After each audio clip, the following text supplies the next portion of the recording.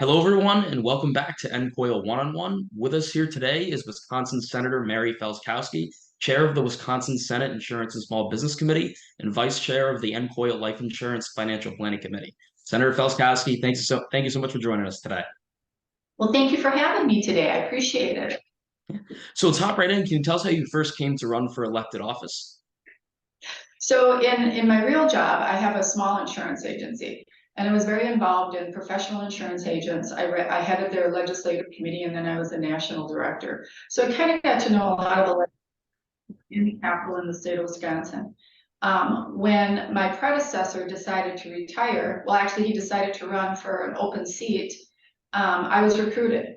So I was recruited by the leadership in the assembly, and I won an open seat. And then in 2020, I moved over to the Senate. So I had no previous elected experience, nothing.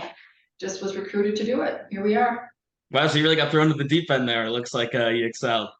It was very different. Like you come from the private sector, never having worked in government before, it moves at a snail's pace. It was a learning curve. It was a very hard learning curve, actually. Sure. So what issues have you been most involved with throughout your time in the legislature?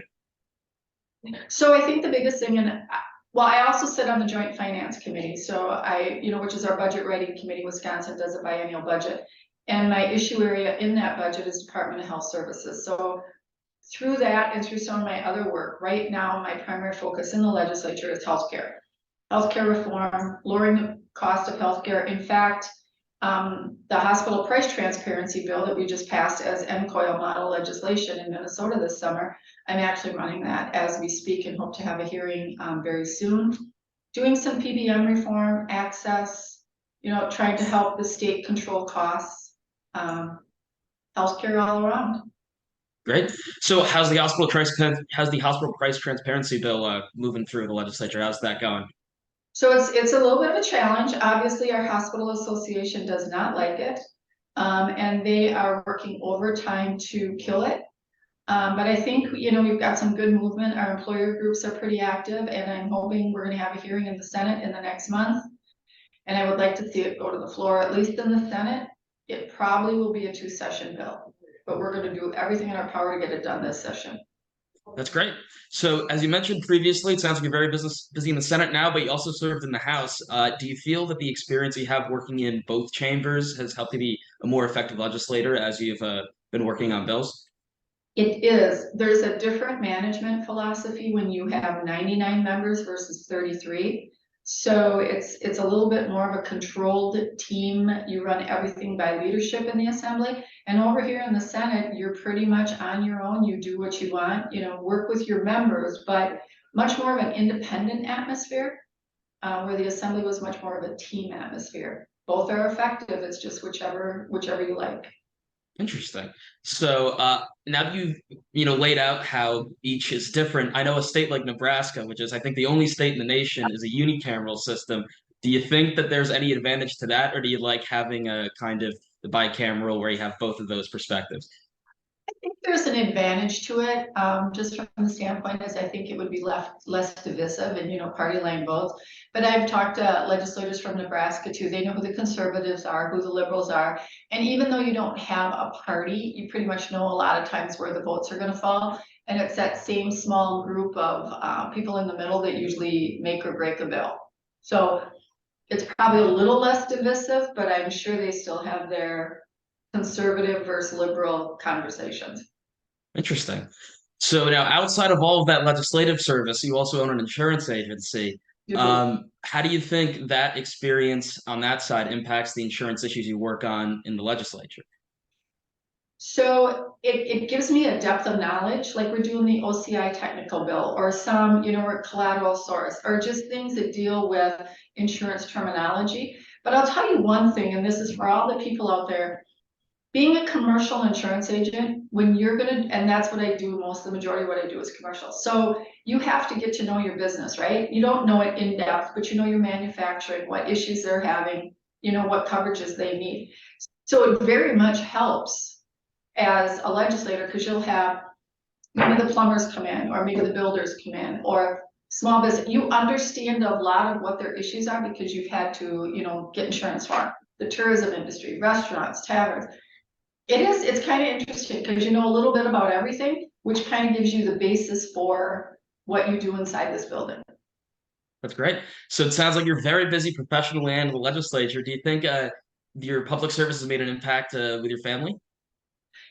I know it has.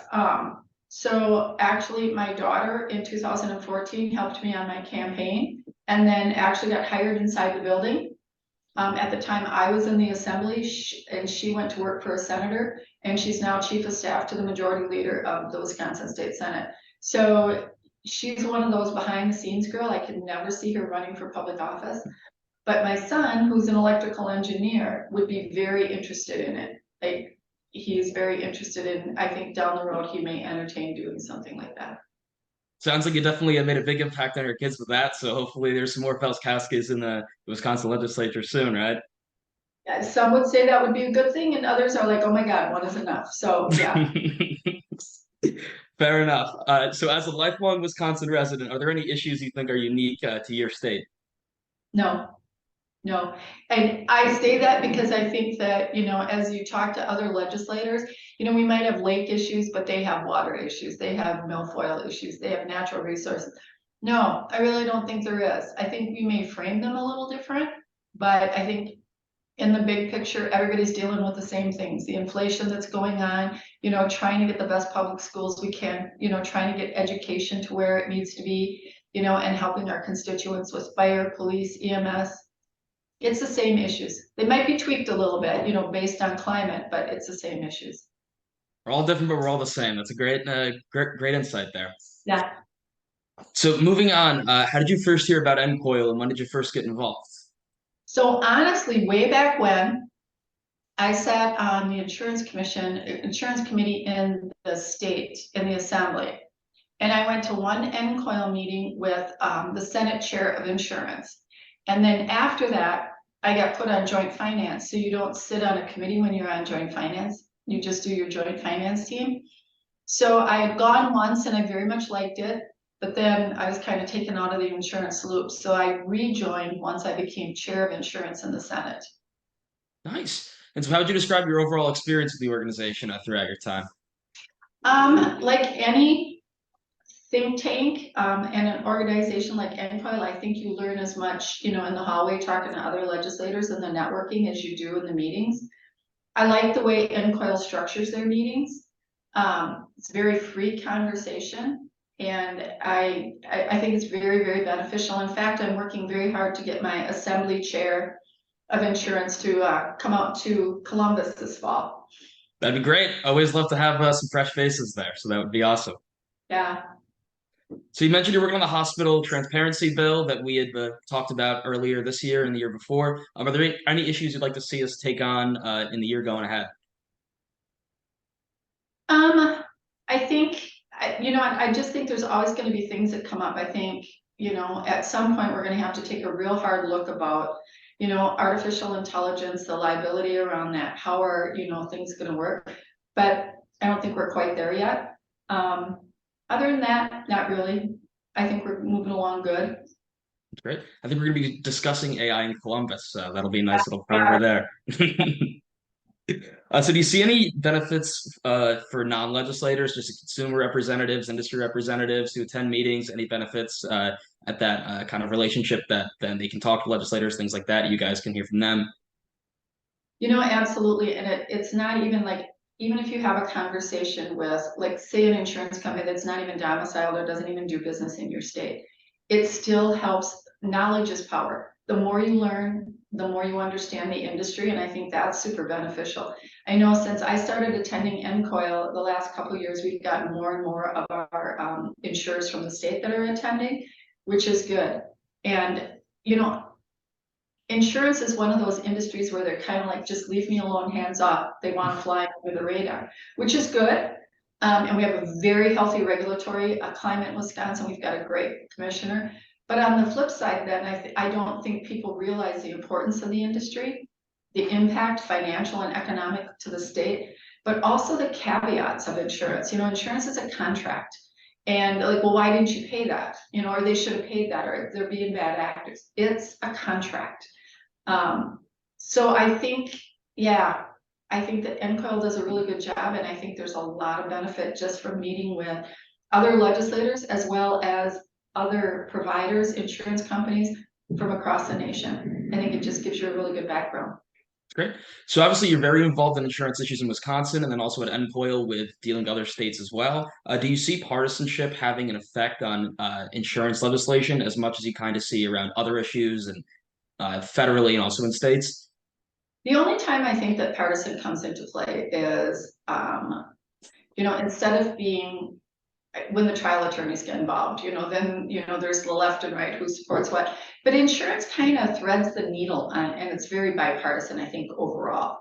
It's, we want what's best for consumers. We want healthy insurance companies. We want good paying jobs.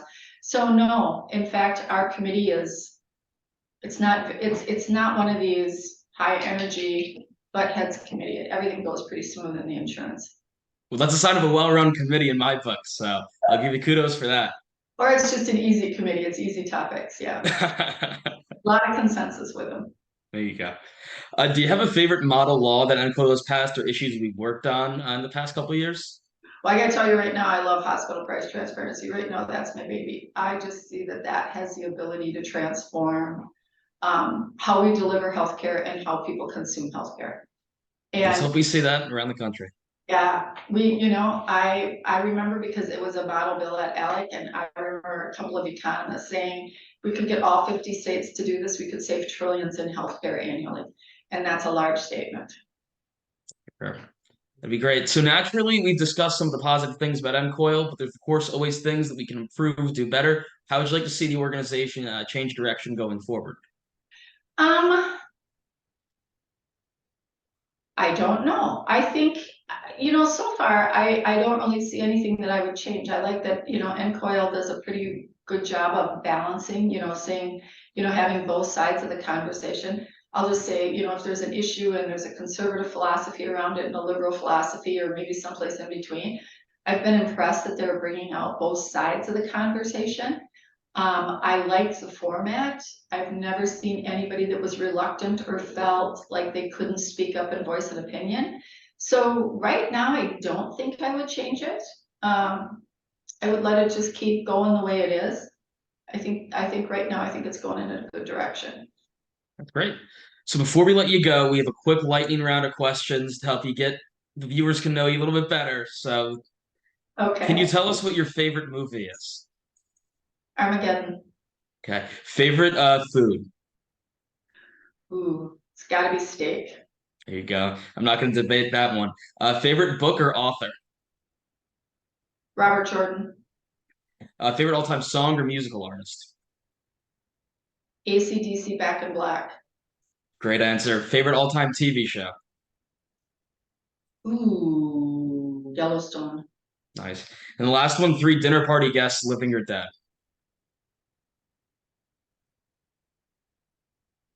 Socrates. Ronald Reagan. Abraham Lincoln. All great choices. All right, this wraps up this month's NCOIL one-on-one interview with Wisconsin Senator Mary Felzkowski. Senator Felzkowski, thank you so much for taking the time. You bet, it was fun. Thanks for Thank having me.